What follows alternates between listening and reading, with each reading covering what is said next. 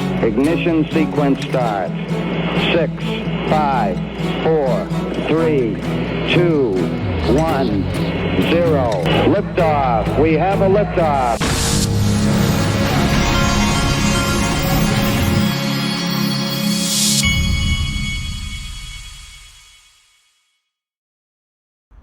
Hey everybody, this is the Digital Asset Investor, and boy do I have a story to tell. I've been out of pocket.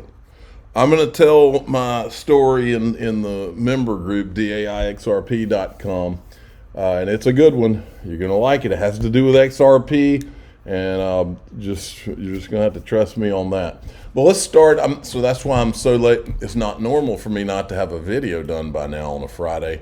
But here it comes. Let's start with Alan Greenspan, the former Federal Reserve chairman. The value of Bitcoins can never be negative.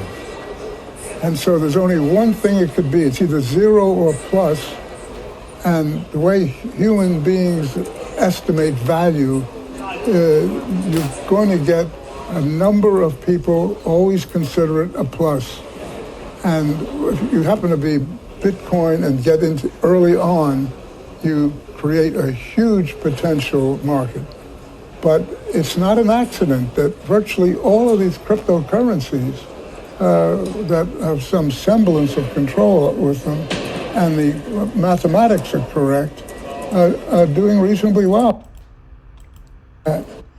Isn't it funny how all these government guys are it's like they're just jumping right in to toe the line for Bitcoin. That's what's not a coincidence. All right, and then we got Anthony Pompliano doing his Bitcoin marketing job. Do you think Larry Fink is talking to Peter Schiff, who's a gold guy, an anti-Bitcoin guy? Do you think Larry Fink is dumb? No. Okay. Well, Larry Fink, he thinks that this is a flight to quality, people buying Bitcoin. And he thinks that Bitcoin is an asset that has unique properties that make it incredibly attractive for every investor in the world to hold. Well, I don't think that's the case. I don't think Bitcoin has unique properties because I think there are plenty of other cryptocurrencies that have similar properties. I don't think it's a flight to quality in Bitcoin. I think it's a trade. I think it's a gamble. Now, in some people's mind, I have no doubt that you think it's quality. In your mind, when you're buying Bitcoin, you're buying what you believe to be quality. You think it's a hard asset. I mean, I don't think there's anything hard about it, but you believe that. And there are a number of people who also believe that. I don't deny that. But just because people believe a lie doesn't mean it's true. It just means that you believe it. But the question is, how much longer will you maintain this belief? Because eventually people are going to stop believing, right? All little kids believe. Well, they are. No, you're Santa right. Claus. They believe in the tooth fairy. Bitcoin, comparing it to Santa Claus. That's great. Believe in the Easter Bunny, but they don't believe in these things forever. Are you worried? This is a great point. You're a very smart man. This is a great point. Are you worried about the younger generation having stopped believing in gold and they're buying Bitcoin instead, and they're diverting what would have been capital flows into gold now going into Bitcoin? No, not really. I mean, gold doesn't need people to believe in it. Gold is gold, whether you believe in it or not. The young people who are buying... Folks, if you heard what Anthony Pompliano just said, make no mistake. Make no mistake. There's a reason Homeland Security met with the four Satoshis and they won't tell you who it is and act like they don't know who it is. It's because they want the money diverted into Bitcoin right now. I don't know why. I don't know all the ins and outs of that. But I know with everything in my gut, they're trying to get the sheeple into Bitcoin. Okay? That's what this is. And what are the central banks doing while they get the sheeple into Bitcoin? They're going into gold.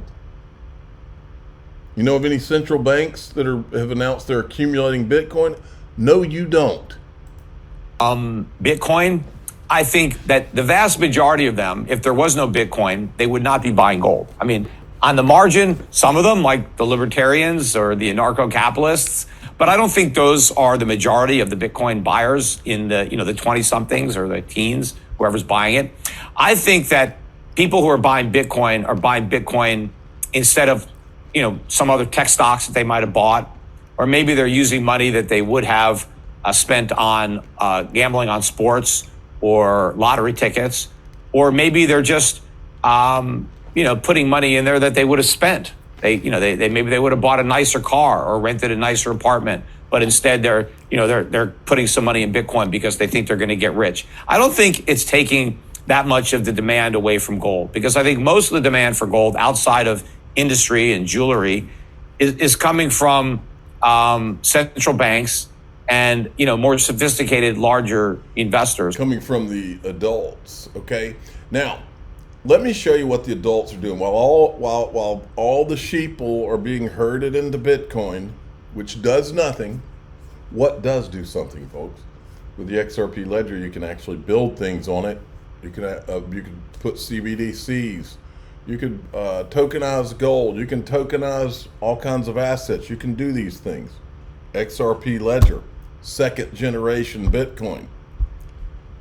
Here's what the adults are talking about while they're talking about Bitcoin green candles and where the sheeple are going right now. Kellyanne, SWIFT has played such an important role in cross-border organizations and banks interoperate smoothly. What does the next generation of SWIFT look like? And will you work together with other types of solutions that we heard, like with Citi and Ripple, to really tackle these issues? So great question. So first, let me describe the global response we're seeing on the interoperability topic, and it's really in three separate phases. So phase one was all about domestic schemes. So you've got, that was the first group that really said, all right, let's try and see how we can reduce friction, how can we get to interoperability, and that's where you have examples like FedNow. There's some great use cases in India with UPI and with PIX in Brazil. Then the next phase was really about countries coming together, so inter-regional, and really discussing how do we hook up our domestic schemes together in a cross-border aspect.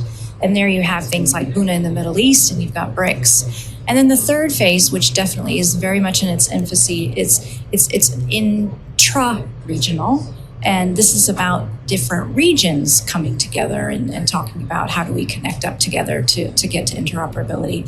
And there you've got IXB and Nexus as some examples. And you're constantly seeing different groups in APAC and the Middle East pop up in the news. So at SWIFT, we're super interested about the cross-border aspects of phase 2 and phase 3. We want to make sure that the industry isn't creating too many digital islands, and we want to be the network of network. And of course, we're very agnostic as to the form of money and what that's going to take and the actual systems or mode of moving it around. And we really want to focus on interoperability between existing and emerging networks or across asset classes. So we really try to keep, up to date what's happening in the market to make sure that, whether we are participating and supporting different initiatives where possible, we do our own experimentations. And you're absolutely right? So we talked with Pega and with Ryan on tokenized assets and CBDCs, and doing a lot of experimentation in both kind of areas as the market, has identified those as key next steps of what the next way into interoperability. And so if you look at tokenization, we started off last year looking at how we can be the single point person hooking up tokenized platforms to different payment platforms. And now we're working with a group of banks who are actually doing some experiments to see if they can use their existing SWIFT infrastructure to instruct the value of tokenized assets across multiple private and public blockchains. CBDCs we've been working in for a little bit longer. We started off creating a connector on the CBDC side, between DLT-based and fiat-based systems using existing financial rails. Then we did some sandboxing again with a small group of people just to see, does this make sense? Is this the right way? And feedback from that group was, yes, it makes sense, and let's continue on experimenting. Then we had some central banks actually say, let me take your CBDC connector and we'll put it into our infrastructure and start doing some testing.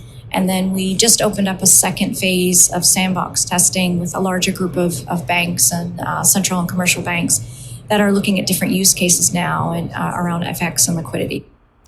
All right. FX and liquidity. We heard tokenization. We heard CBDCs. These are all the things that the adults are talking about while the sheeple are being herded into Bitcoin and the central banks accumulate gold.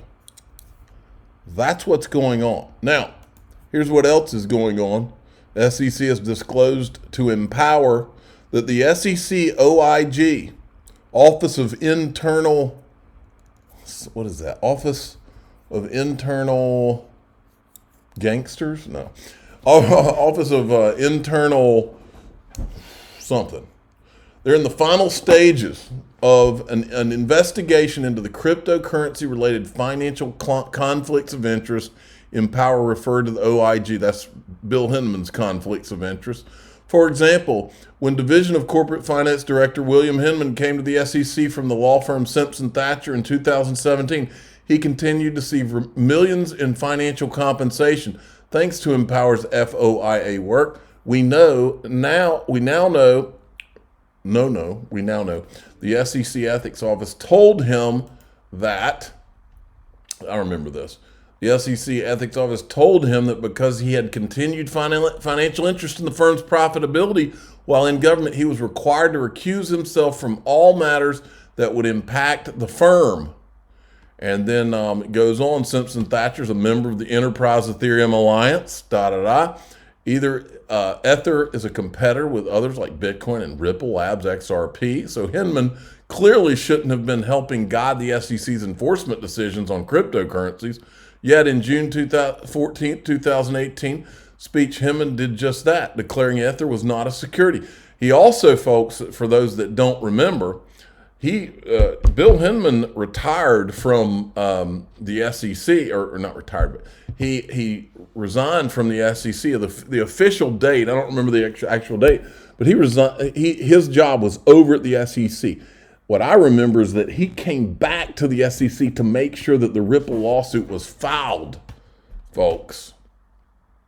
More on all of this, but this guy is making it clear, this Tristan Levitt, who's from the president of Empower, the OIG has to at least show their work. And believe me, Empower will fly spec every page of their report.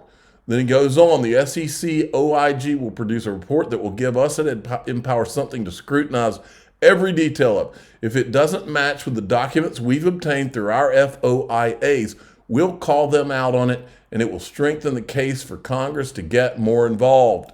Jason Foster of Empower says the SEC Inspector General is supposed to be an independent internal watchdog that reports both to the Commission as well as to Congress. Congress should be asking for a detailed scope status briefing on what it is doing and when it will be done. Okay? And then finally, in the midst of this, I reminded Empower, I said, any updates on the SEC complying with this? Remember when Empower asked for the emails between any of these individuals and the SEC? I have not seen a response yet, but I know that these guys are on top of this. So this will be interesting to see what happens here. Now, we're going to go into DAIXRP.com, and here's what we're going to talk about.